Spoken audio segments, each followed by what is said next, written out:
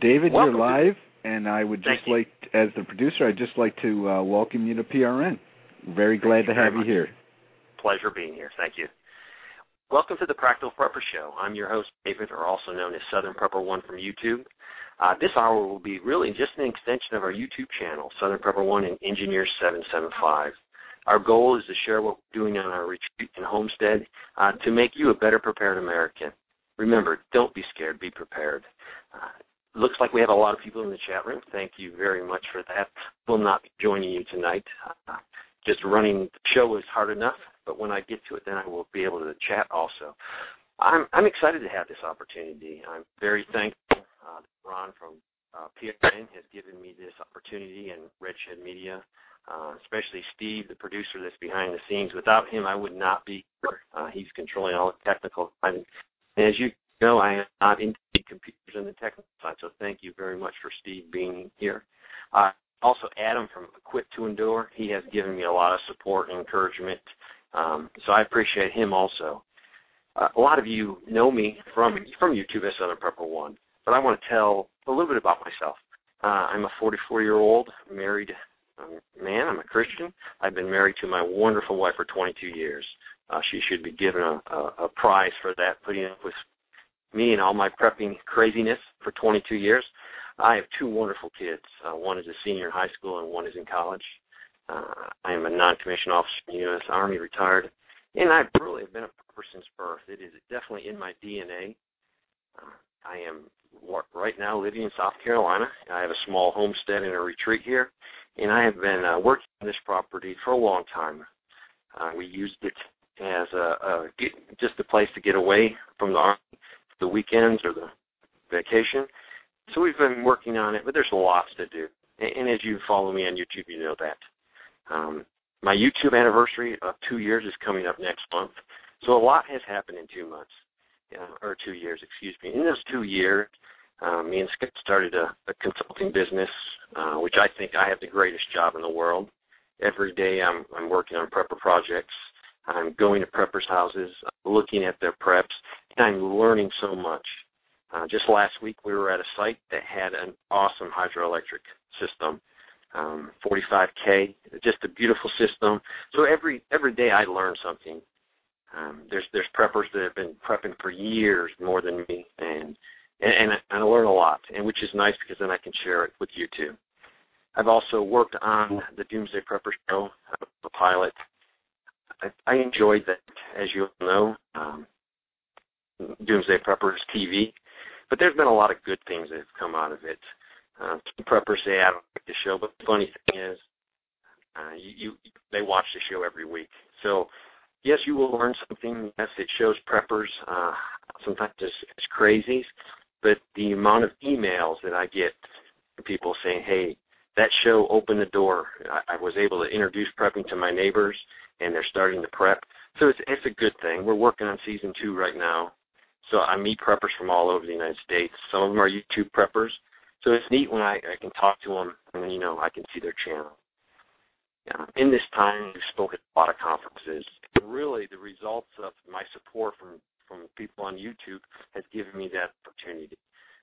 It's my mission for the last 2 years is just to show people that prepping is a normal lifestyle. You don't have to go overboard. You don't have to be crazy, but prepping will give you peace of mind. It is a huge insurance policy that I have, and I'm trying to share that. And that's what I've been doing for 2 years, just sharing it in a public sense. Before I was sharing it very privately, but right now I'm very public. I'm trying to wake up as many people out there and tell them that there's things that are coming that we need to prepare for. I'll be speaking 14th and 15th of September at Hickory, North Carolina, and I'll have a table set up there, and my wife will be joining me. So if you've never met my wife, she'll be there both days. It'll just be me and her. So if you come to that show, stop by and tell me, hey, you're a subscriber or a follower of me. I'd love to meet you, shake your hand. Because you guys, you have given me the success where I have this platform right now to talk prepping more people, and I appreciate that. As I look across the sky, I can definitely see there's something out there, and what I'm trying to do is just have people wake up and prepare. try to make a safe place for them and their family, and also prepare for their community, because it's all about community. You have to have a community of like-minded people supporting you and helping you, and vice versa. You will help them. Basically, on our YouTube channels, we push a lot of skills. We push, you got to have the right supplies, but pretty much the most important thing for preppers is the mindset, a can-do attitude. That you might not have the right tool, but we're going to improvise, we're going to overcome, we're going to adapt, and we're going to get the job done. Scott will be joining me most of the time. Right now he's trying to save the world and give everyone clean drinking water, so he's working on a water project. He's always working on a water project if you follow him on YouTube. But that's what he's doing. He's working on some people's water plans so they can have some water if the grid system goes down. But he will be joining me, and I'm looking forward to that. It'll be much easier on me being able to talk to someone else, a co-host, and carry on a good discussion on prepping and try to educate people as much as possible. So he will be joining us.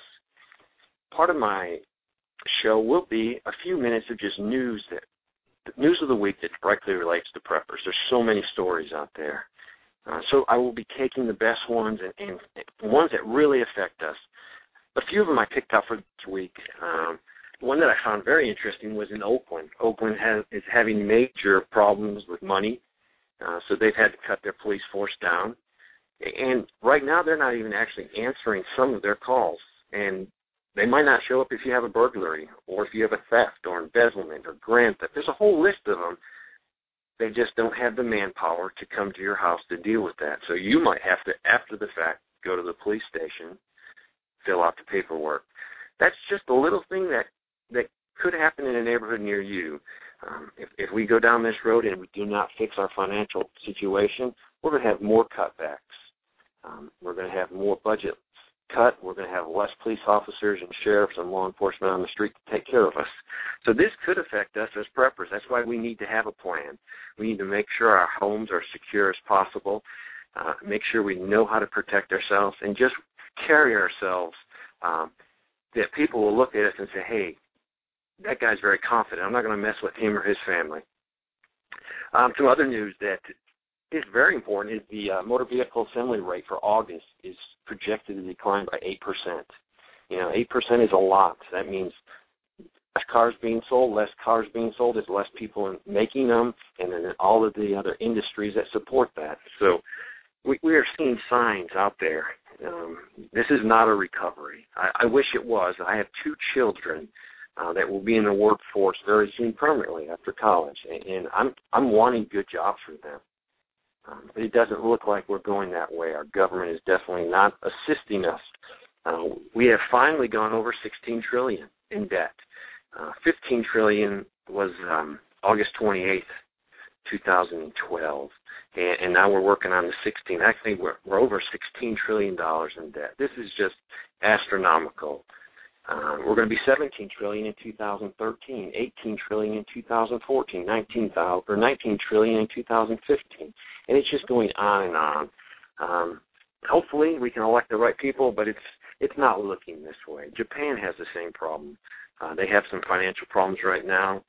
They'll be actually out of cash in October if they don't pass a bill and get their finances straightened out. So it's not just an American problem; it's a worldwide. If you look at Europe. A lot of problems over there. That are somewhere between $7.69 and $13.83. That is not a livable wage in America. So even the jobs they are creating, they're low wages, which will not help the situation. We could go into the drought. We all know what's happening to the drought and food prices. There's a lot of bad news out there. So every week I'm going to bring you some. I'm going to get a little bit more specific that just focuses on preppers. All good preppers keep up with the news. We know that because they're preppers. They're prepared. But you know what? There's also some good news out there. In Wichita, Kansas, a 92-year-old woman leaves the store, and a 51-year-old man attacks her and tries to steal her purse. They got into a fight, and this 92-year-old woman did not even let go of her purse. She was dragged with it. And someone, a good Samaritan, came to her aid, and a few others came to her aid, and they subdued subdued the guy that assaulted her and tried to rob her and held him to the police. This is what we all need to do. If we see things in our community, most of the time people just see it and they walk away. I don't want to get involved. It's not my problem. It is our problem. If you want your community to be a good community, you have to do something. You have to be proactive. I think the best good news story of the week that I found, actually came out of China. A lady named Lou. Lou is very old right now, and she's suffering from some problems. I think she's 88. But she's actually a hero. Lou, what her job was she collected and recycled garbage, and that's how her and her husband made a living. During this time that she was doing this, she has found 30 children that were abandoned, and most of this abandonment was due to China's strict one-child policy. She didn't turn her back. She didn't walk away and look at for trash somewhere else. She took those children in. She found homes for them, and that was at great risk to her. Doing this and violating the policies of China, puts yourself in a lot of jeopardy. But she did not turn her back. She saw a problem and she went to fix it. And there's 30 children out there that she helped save. So definitely she gets the Good News Award for her actions. And that's what we all need to be. We need to be very proactive in our community, and we need to do the right thing. And those two people did. So every week I'm going to bring a little bit of bad news that it deals with prepping, but I'm going to find those good news stories. Because there's people out there, people that are doing the right thing for their community. I'm also going to bring a section called Conspiracy Corner. I get a lot of information from a lot of people. Now, I can't verify all these people, but that's why I'm going to put it in the Conspiracy Corner. So don't be quoting me and saying Southern Prepper 1 or David said this. If it's in the Conspiracy Corner, it's there for a reason, because I can't personally verify it or get it from a very reliable source. But there's been a lot of talk. I've gotten a lot of emails from subscribers saying, why is the government buying large amounts of ammunition? Agencies that typically don't use that much ammunition are purchasing thousands and thousands of rounds. I don't have a good answer for you, but I can tell you that a pretty reliable source sent me this. I'm going to read it word for word. This is what he sent to me. The President seems to be preparing to enact the NDAA, National Defense Authorization Act, if he loses in November. A buddy of mine who's still within the State Department told me all vacation leave has been canceled for 44,000 special agents recalled statesides. If you catch them about the Security Administration purchasing ammo, it's because the President has pulled 1,000 in Social Security investigators to attach to the Department of Homeland Security. Also on August 26th, 13,700 internment specialists were activated under Title X by the Guard Bureau of the Pentagon and assigned to FEMA camps nationwide, reporting no later than 9/13/2012. He goes on and says, several of my former coworkers have contacted me during the past 5 days with similar statements. So I really can't tell you why we have purchased large amounts of ammunition for the government, for agencies that typically don't use it. This is just one source that has told me why. But, remember, this is in the Conspiracy Corner, so take it for what it's worth.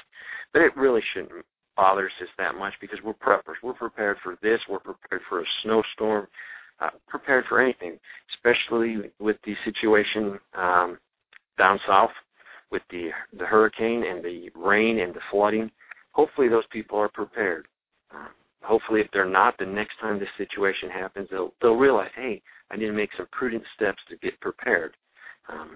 Hopefully they'll check out YouTube. Hopefully they'll check out other channels on YouTube that have great information. So I'm going to include bad news, good news, and a little bit in the Conspiracy Corner. If you followed me on YouTube, you know I'm not a conspiracy nut. But when all these things are happening, it's nice to try to figure out what is going on. As you guys know from YouTube, I practice what I preach. I'm not going to get on here or on any source and just tell you to do things that I'm not doing myself. What I encourage you to do is what I do daily. Talk is very cheap. Prepping is very hard work, and it's not for the lazy. As you all know, it takes effort to prep. It takes time. And that's what I'm going to show you on here. I'm going to tell you what I've done. Hey, this is what I did for the week. This is to encourage you. So, if you listen in every week or you catch it on another time or pre-recorded, you'll say, hey, what did I do for the last week? Yeah, I sat down and watched YouTube. I sat down and talked prepping. But what did I actually do that I can write on a piece of paper that pushes me to more advanced for my family, being more ready for a storm, being more ready for losing my job? Write it down. Say, this is what I did. And then right next to that, say, this is what I'm going to do next week. What did I do the last 7 days? I did a few things. I went to a garage sale and bought an awesome fuel tank and stand, 200 gallons, awesome shape. I put back some gas. I put back more short-term food. I stocked the pantry a little bit more heavier. Doing that just because of the drought situation. Doing that just because it's cheaper now. In 3 months when I buy that same product, I guarantee you it's going to be a little bit more expensive. So what I'm going to ask you to do is nothing that I just tell you to do. I'm doing it too. I'm doing it with you. But the key is do something every day. A little bit every day. After a while, you'll realize, hey, I just accomplished something. I had a lot done. What am I going to be doing next week? I'll be making some YouTube videos. I'll definitely do that. I got some neat products I'm looking at. I got an awesome thing called the Crank-A-Watt. Just look it up, Crank-A-Watt. It's a little generator, and I'm just looking at it because it's EMP proof, and that's what I'm looking for. The threat of EMP is a real threat, and I would like to be able to keep my communication gear up and running. I think that's very important. I'm also this week going to check my wood stove. It's going to be getting cold soon. And make sure you got your wood put in. Make sure it's drying. Make sure your wood stove's ready to go. Do a good safety check on it. If there's something wrong, get it fixed now. It's not worth a fire. It's not worth having to need that heat that day and realizing, hey, I got to order a part or I have to do something. So look at your heating situation if you heat with wood. If you don't, be a good prepper and have your gas furnace or your oil furnace checked out if you can't do it yourself, just so you're ready to go. I hear a lot of excuses sometimes from people, preppers. They say, I can't prep. They give me so many reasons. I hear them from I have no money. Yes, if you don't have a lot of money, it's harder to prep, but it's still possible. And hopefully on this show, we're going to show you solutions. If you have a little money, no money, or a lot of money, you can do the same thing. Yes, you're going to have to do it a little different, but you still need it. You still need a water plan. You still need a food plan. You need some form of communication. So we're going to address that. Scott and me will address it. So it doesn't matter if you're barely making it or you've got a little extra spending money. People say, I have no time. I know preppers that work very hard and they come home in a few hours every night, they prep. They don't watch TV. They don't do other things. They prep. So if you got that excuse, I have no time to do any prepping, just look at your schedule. Maybe you can, adjust it a little less TV time. I'd rather see you do a little bit less YouTube time and then do some practical things. Some people are just overwhelmed. They know there's a problem out there and they just don't know where to start. And we're going to talk about that in the weeks to come. Just basic, hey, I'm not a prepper, but I need to start prepping. What do I need to do? So we're going to talk about just the gradual steps that you can take. And the more steps you take, the less of the feeling of, hey, I'm overwhelmed. I don't know what to do, and being discouraged. Some people say, hey, I don't have what you got. I don't have land in the country. I live in the city. Definitely makes it harder. I was a prepper living on a military basis, so I know exactly what you're going through. The lack of storage. I would hide tomato plants in my flower beds. I would hide them in the backyard. I would do as much as I can to have some tomatoes and some basic vegetables. So I know exactly what you're going through living in the city. So we're going to talk about that and give you some practical solutions to not having space from container gardening. Probably the biggest thing, people compare their preps to other people's preps, and that's the biggest mistake. That's like comparing your bank account with the bank account of a millionaire. Yes, you're going to get discouraged. Don't do it. Don't look at other people's preps and compare yours. What you need to do is say, hey, I need to develop a plan, and this is what I'm going to do, because eventually you're going to have an awesome setup. I've been prepping for 30 years almost. So I'm a lot farther ahead than someone just starting out yesterday. So don't look at that and be discouraged. Look at it and say, hey, that's something I can work towards. I can have a goal and build up. We're also going to do on the show, we're going to have some interviews with preppers. We're going to bring people in that know a lot about certain subjects, and we're going to have them as guest speakers so they can share. I'm trying to line up people right now that, they're very knowledgeable in certain areas, and they can come and give us a lot of information. We're also going to be doing call-ins and questions, and we have questions in the chat. So there's a lot of things that we're going to do, but the bottom line, the whole purpose of me doing this is just to get to educate people, to share. YouTube is great, but this is just another forum to get out there and to share with people, because people are looking for answers. I talk to people all the time, and they're scared. I think the more time as it gets closer to the election, people are more anxious. People are even telling us that I want to get all my preps done before the election, and I can understand that. But really, prepping is a lifestyle. If you're prepping because you're scared, well, at least you're prepping. But try to get away from being scared. Look at the problem rationally, and then make some steps to put your family in a position to be safe. There's no totally safe place in the United States if we have an economic collapse. And that's probably the one thing that I personally am preparing for. Yes, EMP is a threat, an attack by a foreign country, a terrorist attack. They're all threats that are out there. But the one I'm very scared about is an economic collapse.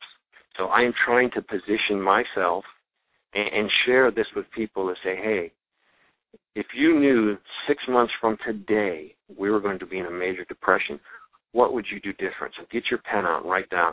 If I knew for a fact that in 6 months we would be into a serious economic depression, my hours at work would be cut in half, inflation would be eating my available income up, what would I do different? And then start doing it right now. It's not hard.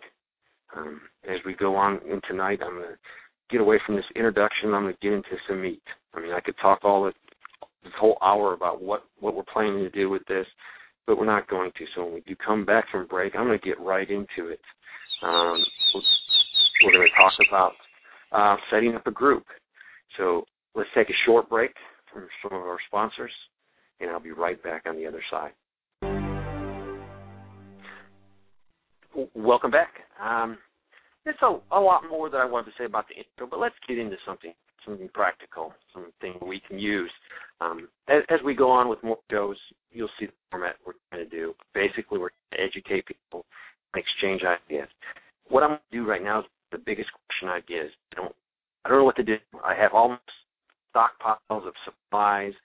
I have a couple friends that are into it a little bit, but I need to take the next step. And really the next step is organizing a retreat group, and then after that is developing a retreat property where you can sustain yourself. So we're going to go through a little bit of that and give you some meat today. Basically ask yourself, what am I doing to prepare for an emergency? You need to just think it through and say, hey, am I really doing something, or is it just putting some supplies cover and that's giving me some security? And that's fine, but other steps that we need to do. Supplies are one thing, learning some skills, but the most important is probably getting a group together, getting that support structure. So look in your area and figure out what are the threats to me. It could be an earthquake. You can live in California. It could be hurricane, which we just had, nuclear power emergency at a nuclear plant, EMP, solar flares, DC events. So many crises there that can happen. Job loss. But just sit down and think, what's the one that I'm worried about? And really, if you prepare for some of the bigger ones, you prepare for all the smaller ones. If you prepare for an EMP, you've pretty much prepared for everything that could happen, because an EMP will create a huge problem. As I said earlier, I'm concerned about the dollar collapsing. I think mathematically, if you look at it rationally, there's no human possible way for us to pay it back. And as preppers, we know that. The next Great Depression that will happen to us, it's just a matter of time, will bring about a lot of social chaos. This social chaos will be very detrimental, and you'll have to be able to handle that. Can I secure my property? Can I secure my family? Because desperate people, when they're without food and the basics, they're going to be acting crazy. And some people call these zombies because they're acting totally crazy. So you need to have a plan for this. Some people I've met that keep extra cash on hand so they can just go to the store and buy the supplies. If that's your philosophy, it probably won't work, because as soon as everyone realizes what's happening, the grocery store shelves, Walmart, all the stores are going to be stripped of all the valuable supplies. So it's going to take a little effort. Take that money, convert it to supply now. Put some food back. Most people don't know, but between many studies done during the Great Depression, 7 to 12 million Americans died from starvation and lack of food. The number I really go with is between 7 and 8 million people, what I've studied. That is a huge amount of people when you consider back then we only have about a third of the population. And if you consider that those people, they were different people than we are today. A lot of them lived on the farms. They knew skills that we as preppers are trying to learn right now. They knew how to acquire food.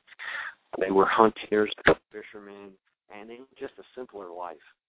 And probably a big support of that was their family support base. David? Yes. Sorry to interrupt. You're breaking up a little bit. Could we take a quick break and you just call right back in? All righty, not a problem. How's that? Okay. Thank you, sir. Okay. Yes. Well, I'm back. Sorry that happened. Hopefully you guys can hear me. But what I was saying is they were a different type of people. They had the skills. They knew what they were doing when it comes to homesteading. We've lost a lot of those skills. Plus, they lived in a simpler life. They had a lot less bills than we had today. They had no electric bill to say, water bill, the garbage collection bill, sewer bill, a cell phone bill, and the list goes on of the bills that they never had back then. So they could devote more time to homesteading. But what we need to do is looking forward to saying, hey, if there is another Great Depression, or if I lose my job, what can I do to position myself financially? And a few of these things are just downsize your home and possessions. If you're living in a huge house because the kids have moved off, maybe you need to downsize. If you got all those toys in the garage and you never use them, put a few up for sale.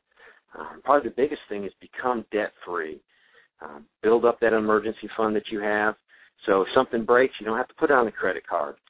By becoming debt-free, will free more money up for prepping.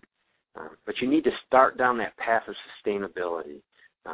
Start producing something. If it's honeybees, if it's growing a bunch of apples, whatever it is, learning a trade, become sustainable and being able to produce something for your neighborhood. As you're thinking about, hey, I need a group, it's the hardest thing for us as preppers to do. Preppers and survivalists are normally real low-key. We're very private. We don't like to tell our business to a lot of people, but we need to change that.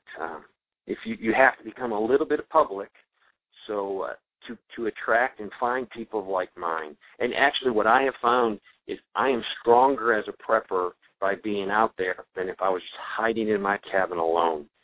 I definitely believe that 100%. The network that we have built because I've gone public and others have gone public will enhance my survivability and my family's chances of surviving any crisis.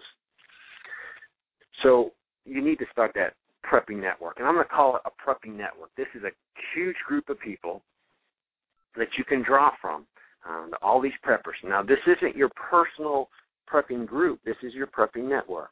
And you can still do a lot with these people. Basically, you train with them. You share skill sets with them. You get together and do prepping things. But out of this group, then you draw people that you get along with, people that you really click together. And that's where you form your prepper group. The network is good for a lot of things. It's good for group buys. There's so many companies that will give you a discount if you buy a certain amount of products.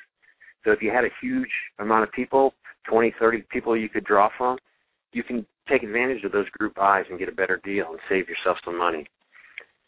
That prepping network is the key to finding the right people for your group. And it also is very important because it gives you moral support because you're around like-minded individuals. I talk to a lot of people They say, you know what, I can't even talk about prepping to no one. You know, if I talk about it at work, you know, they'll think I'm crazy. Nobody in my church is prepping. You know, nobody on my son's football team is prepping. So they feel alone. They literally do.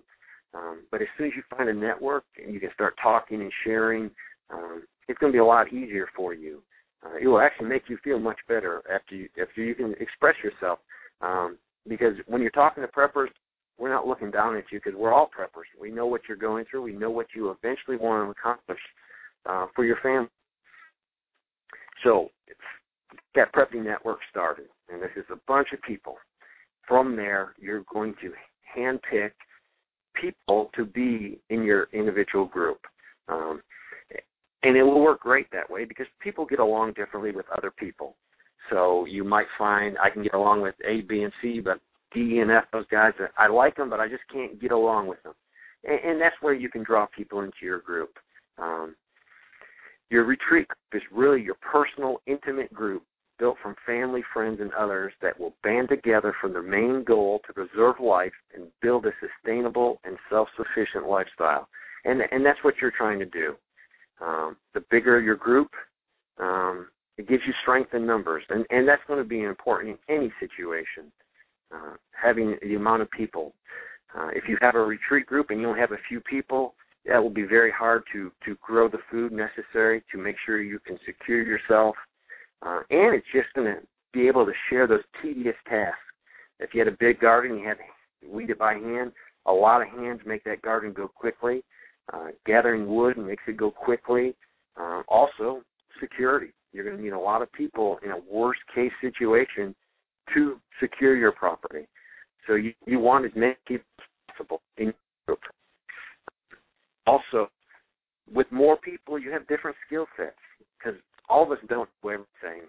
So that way we can recruit those people that we need from the doctor to the guy to fix the generator. They're all very important in a group, and it will just give you more people to draw from and also more resources to draw from. The neat thing about it also, you might get a group started. You're going to have now fallback positions. Yes, you might pick a couple of your good spots. They're definitely considered a good homestead, expendable. But now with more people in the group, guess what? If we have to leave that spot, additional properties and different fallback positions, and that's very important. Don't ever paint yourself into a corner. You know, if you have the greatest bug out location in the world, always have backup plans. Be prepared to bug out from it. You never know when you have to bug out. I personally think this is the most important of all. The reason to get a retreat going is that you will have trusted folks that can support you and your family. I think this is very important because no one knows the future. So you might get hurt. You might be down on your back for a month because you fell. And if you knew you had a group of people that have everything in common, you know your family's going to be taken care of. This is very important. If something happens to you or you're on a business trip and you can't get home, you know that retreat group is going to make sure your family is taken care of until you get back there. So you're going to pick people to have in this group. And I would start first with family. Look at your family. Will these people be active participants in my group? Look at your friends. Look at your neighbors. And then look at people with skills and talents that you can't find in your family or your friends or your neighbors. Look for these people specifically that are critical people for your survival.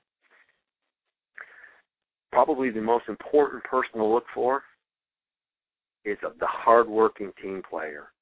Even if she is lacking the skill set you're looking for, but they're really hardworking, they're the first person to get in there and get their hands dirty, that's who you're looking for. I would take a hard worker over someone that has a great skill set that's lazy. I would rather have that hard worker. And remember that you're going to play the game with the team you have, not the team you want. So you might be saying, well, I'm looking for that perfect person. You're never going to find that person. They don't exist. So but when you find someone, don't be so critical and say, oh, no, they're no good. Take what you get.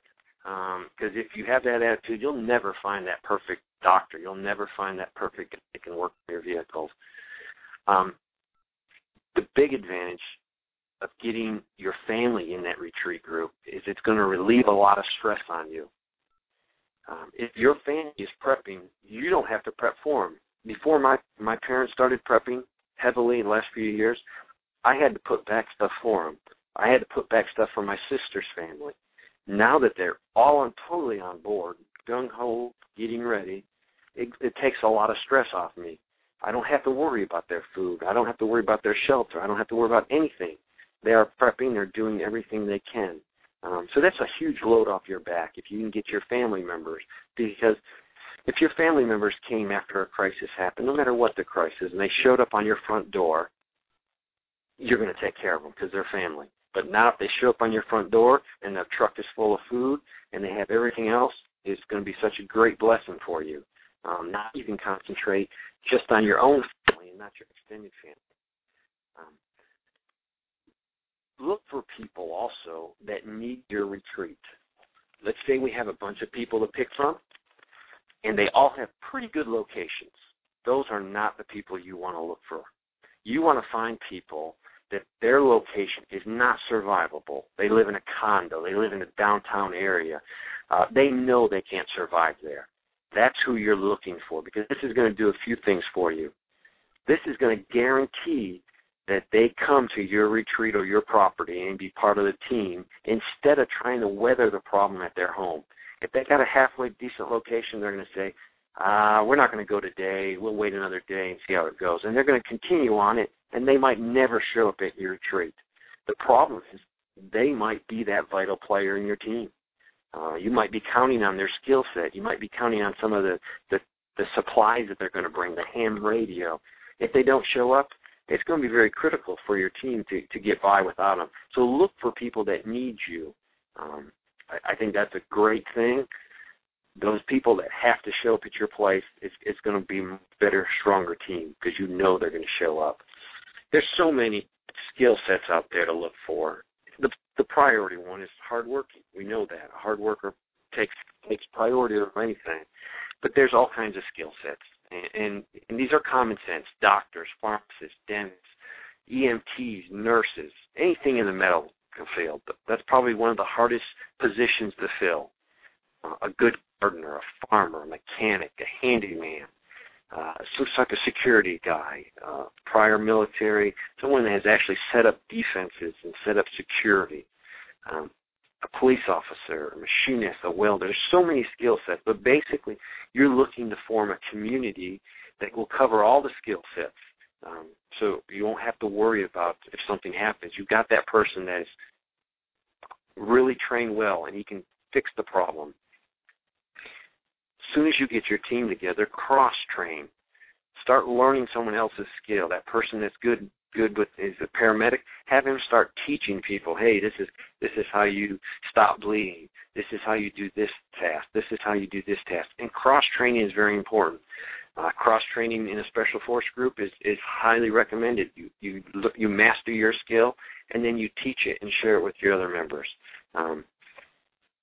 Probably the big thing to remember is everyone is in part of your security team. So if you're forming a team, don't say, well, you're security, and you're security. No.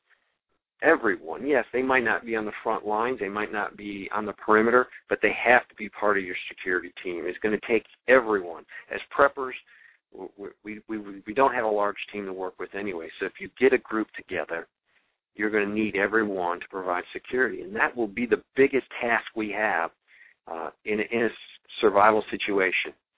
Security will be number one. That's why it's good to have your food put back. So if for a few months you don't have time to put a garden in right away, or you can't gather stuff, you have that food stored up so you can concentrate on security. So we've come up with this plan. Hey, we need to get these people together. We got some family members together. We got friends. We got neighbors. And we formed a group. Now there's a huge problem. We have a group of people, and everyone has their own opinion. What type of leadership are we going to have in this? Are we going to have one central leader? I think one central leader is great. If you've got that person that can carry the group and keep things pulled together, that's awesome. But you also need to think about, hey, why don't we put a chairperson in charge of that skill? So if you have a great homesteader farmer, put him in charge of that. And he can then lay out a plan for the group. He can say, hey, we need this amount of food put back. We need this gardening equipment put back. If you got a mechanic, hey, you take care of the mechanic side. What kind of vehicles will we need if we have to bug out? And you call those chairpersons. And that way he is using his skill set for the group. And it's much better for the group if you can do it that way. So we have our people. We picked them. We know we need a team. We can't go through this alone. We need a community. And as I said, a good attitude and a hard worker are probably the two important things you're looking for. Another question that always comes up is what I call tag-alongs. You have a group of people, but all of a sudden Aunt May shows up or Grandma shows up. And these people we call tag-alongs. They're not preppers, but you can't turn them aside. You can't say, no, you can't come with us. So if you do have that policy, you make a policy is, hey, if you get a tag-along, you have to bring all their supplies with them. So you have to stock an additional, whatever your group says, 6 months, a year supply of food. You have to cover the tag-alongs. You just can't bring tag-alongs without making sure they have food and supplies. If you do, it's going to cause a lot of problems in your group that, food is being used on a person that didn't supply any. So call those people tag-alongs. Address them with your group. How are we going to handle when Grandma shows up at the last second? So we have our group. We're going to have requirements for supplies. We have to have a set thing. Hey, you need a certain amount of supplies. The reason is you don't want someone doing all this work and someone else just doing a little bit of effort. This will breed a lot of bad blood, some hardships between you guys. Also, if you have a requirement, the members that come to your group won't be forgetting things. So it's check the box off. Yeah, I have that, and that. It's also very good because you're going to gauge how serious are they? Are they willing to take that step and invest time and money into being prepared? And if they're not willing to check all the boxes, you can say, hey, they're not that serious. And it also will give you an honest evaluation of the group's supplies and capabilities. You can look at it and say, yes, we are prepared for 3 months, 6 months, whatever your group wants to be. It will give you something to evaluate and look at. So we found our people we need. We have a bunch of people. We've gathered them up, and they're all preppers. We've organized. We've decided that, hey, we're going to occupy this piece of property, and if the worst comes to worst, we can be here. If not, we all stay at our own house, but we'll give support to each other. So we have that down. And there's a lot of steps in here. I'm going to go over a few. And as a group, you have to make your steps. You have to decide, hey, this is the steps we're going to do, and each member needs to work on them. Step 1, step 2, step 3. First step is just admit you need to take personal responsibility for your survival. And as any prepper, that's pretty much, we all agree on that. What do we need to do next? Step 2, start with the easy things, a bug-out bag for everyone, 5-day supply of food packed in them, some type of water purification, either a life straw, a ceramic filter, a pump filter, anything that your group decides they want to go with. You need a water filter. You need a bug-out bag. That's step number 2. It's very important. Then step number 3, 90 days worth of food, your regular diet, stuff you buy at the grocery store every day. 30 days of stored water, 90 days of pet food, and it will go on and on and on. And as we go on with this, we'll be going over these different steps. What you need to do is develop a group. After you develop your group, figure out, hey, we need to make sure we do these things. We need to make sure we're all on the same page, so we're moving forward. And this is an individual thing. Your group might decide, we're not preparing for the end of the world or an EMP. We're preparing for a hurricane. So your group plan is going to be different than my group's plan. And as you go along, you'll find out, hey, you know what? We've prepared for a hurricane, but maybe it won't be a hurricane. Maybe it'll be something worse. It's very easy just to keep going with that steps and getting more and more put together. We have a great network here, and I'm going over it more in the weeks to come. It takes a lot of effort to make a group. I mean, you just can't say, I want a survival group. It takes commitment. It takes getting out there. It takes, finding these people. As we go on, we're going to show you more. There's so much to go over. I want to stop now. Thanks for joining me. I really look forward to next week where we can get into a good topic and not have to spend time on the intro. But do something every day with your preps, and it will add up quickly. Be prepared, not scared. Take care.